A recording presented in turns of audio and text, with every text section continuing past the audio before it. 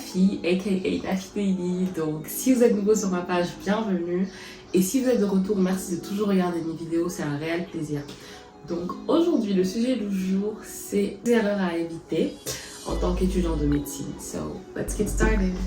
Alors, premier conseil, croire que la médecine se limite à l'intelligence innée. Non. Alors, la médecine, certes, c'est l'intelligence, d'accord, mais ça ne se limite pas simplement à l'intelligence. Il faut être persévérant, travailler dur, savoir ce qu'on veut et y aller à fond. Voilà, c'est tout simplement ça. Deuxième conseil, croire que la médecine se limite tout simplement aux notes. Non, la médecine ne se limite pas tout simplement aux notes.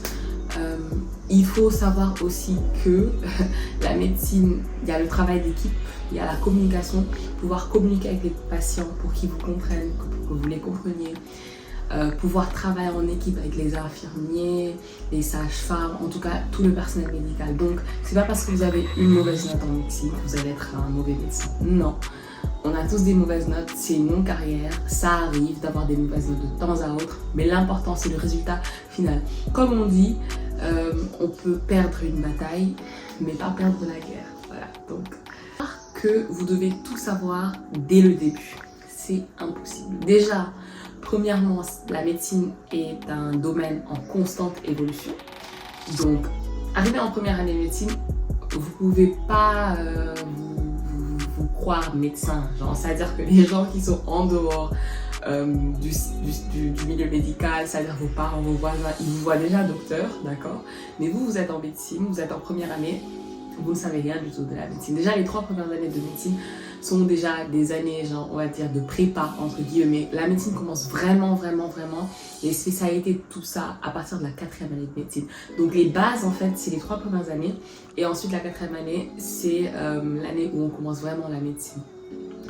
Donc c'est un domaine, je disais, en constante évolution. Donc vous ne pouvez pas tout savoir dès le début. Vous allez apprendre tout au long de votre carrière.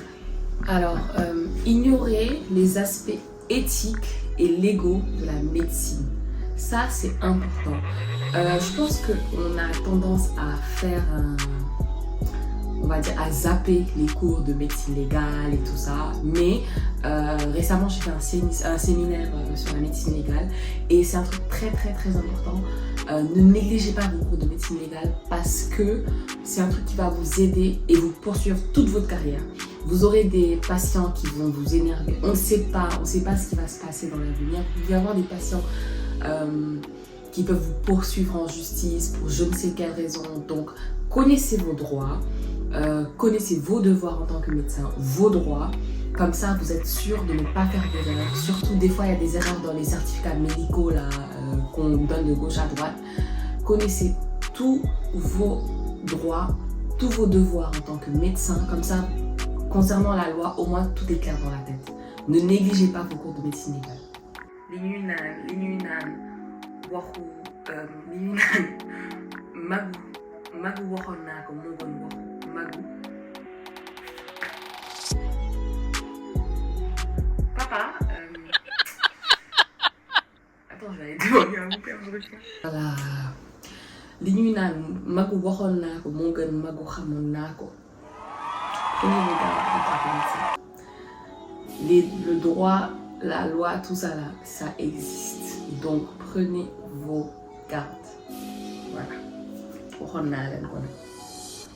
Alors, ça c'est une erreur, pensez que les patients sont des cas plutôt que des personnes. Alors les patients sont des personnes comme vous. Quand vous êtes face à un patient, vous devez savoir que vous êtes face à une personne. C'est pas un cas clinique comme vous apprenez lors des examens, on vous donne un cas clinique, vous devez traiter, trouver le traitement, le médicament, le diagnostic, les causes, etc. Non, vous êtes face à un patient, vous êtes face à une personne, à un humain qui a des sentiments, qui a des ressentis, qui a une vie, un passé, un futur et un présent. Donc tout ça, vous devez prendre ça en compte. Cette personne face à vous, vous devez vous dire que si c'était un membre de votre famille, qu'est-ce que vous aurez fait? Vous devez considérer tous les patients comme si c'était comme si vous devez traiter un membre de votre famille. Je dirais que c'est trop parce qu'on n'a pas le droit, de traiter les membres de notre famille. Mais en tout cas, considérez cette personne comme une personne. Pas comme un cas clinique. Non, ce n'est pas un cas clinique. Nit-le. Donc, même qu'il fait comme qu'il fait, n'est pas comme qu'il fait objet, ou comme qu'il fait fièvre. Il y a une phrase qui dit, vous ne soignez pas une maladie, mais vous soignez un malade. D'accord? Donc, c'est un malade que vous soignez, c'est une personne, c'est pas la maladie. Vous avez appris la maladie à l'école. Aujourd'hui, vous êtes face à une personne qui a cette maladie, donc face à un malade. Vous devez traiter le malade et non la maladie.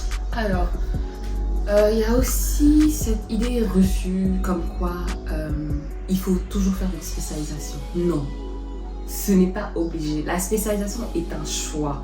Si vous décidez d'être un médecin généraliste, on a besoin de médecins généralistes comme on a besoin de tout autre spécialiste, gynéco, pédiatre, ophtalmo, etc.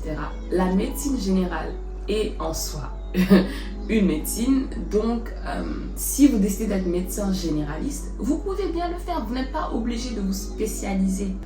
Autre chose, avant d'entendre leur salut, négligez pas votre hygiène personnelle pour éviter tout ce qui est infection nosocomiale, c'est-à-dire infection chopée à l'hôpital. Évitez de mélanger vos habits de l'hôpital avec vos habits de la maison. Soyez le plus propre possible. Lavez-vous toujours les mains. Et en gros, vous voyez ce que je veux dire. C'est-à-dire que essayez d'avoir une bonne hygiène personnelle pour éviter tout ce qui est infection et vous créer des maladies pour rien en fait. Soyez bien en stage, propre, correct. Comme ça, on a une bonne image. Alors, croire que les compétences en communication ne sont pas importantes. Un médecin doit bien communiquer. Pardon, moi je fais beaucoup de fautes, je suis d'accord, mais on me comprend quand je parle. C'est-à-dire que faites de telle sorte d'avoir une bonne communication, que la communication passe avec le patient, quoi. Ne venez pas devant un patient et vous lui sortez vos termes médicaux là, non, non. Il faut que ce soit le plus terre à terre possible pour que le patient puisse comprendre ce que vous lui dites. Quand il est face au docteur et que vous lui dites, oui, vous avez une mycose ou un fibrome de Nini, nanana, avec une mucoviscidose, je dis n'importe quoi bien sûr, mais genre avec du lévonostrogel, etc. Vous devez prendre de la rifampicine, il comprend pas. Le patient ne comprend pas. Et un langage léger, fluide. Dites-lui qu'aujourd'hui, écoute, vous avez une infection, il y a une bactérie que vous avez chopée, je vais vous donner un traitement, vous allez suivre le traitement pendant tant de jours, au bout de tel jour, le traitement va commencer à agir, si ça n'agit pas, vous revenez vers moi et on verra ce qu'on va faire. Voilà, là c'est simple, il comprend, il va rentrer sereinement, mais lui racontez pas vos leçons de vos 5 ans de médecine. Non, non, il va pas comprendre, il va dire que le médecin a la moelle lolo. Essayez de bien communiquer avec le patient. Voilà, c'est tout. Ça, yeah. Alors, pensez que la médecine est un chemin facile. La médecine n'est pas un chemin facile. C'est un chemin de persévérance, comme je le dis encore et encore. Si vous rentrez en médecine en pensant que c'est un chemin facile, vous vous leurrez, mais leurrez complètement. Vous allez avoir des hauts et des bas. On va vous mettre des bâtons dans les roues. Vous allez passer par 1000 chemins avant d'atteindre votre objectif. Mais le plus important, c'est de ne pas oublier cet objectif. Pourquoi vous avez fait la médecine? Pourquoi vous avez décidé de faire de longues études? Pourquoi? Vous avez vos raisons personnelles, peut-être c'est parce que c'est un proche qui vous a touché, vous avez décidé de faire médecine pour aider les gens, peut-être vous êtes juste passionné par le corps humain, plein d'autres raisons. Mais tout simplement pour vous dire de vous reposer la question chaque fois que vous êtes sur le point d'abandonner et de vous demander pourquoi en fin de compte vous avez décidé de faire médecine. Et avec ça, vous n'allez jamais quand il y a une cause au fait que vous avez décidé de faire, de suivre cette carrière, si vous vous reposez la question en chemin, vous n'allez jamais abandonner. Voilà. I'm done with this 10 advices, so I hope y'all happy with that. Non, blague à part.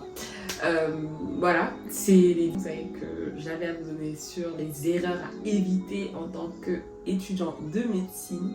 J'espère que ça va vous servir et on se dit à la prochaine pour une nouvelle vidéo. N'hésitez pas à vous abonner à ma page, à me suivre sur tous mes réseaux, Instagram, TikTok, Facebook je suis pas très active, YouTube. Aimez cette vidéo et le dernier conseil du jour, restez en bonne santé. Bye, à la prochaine.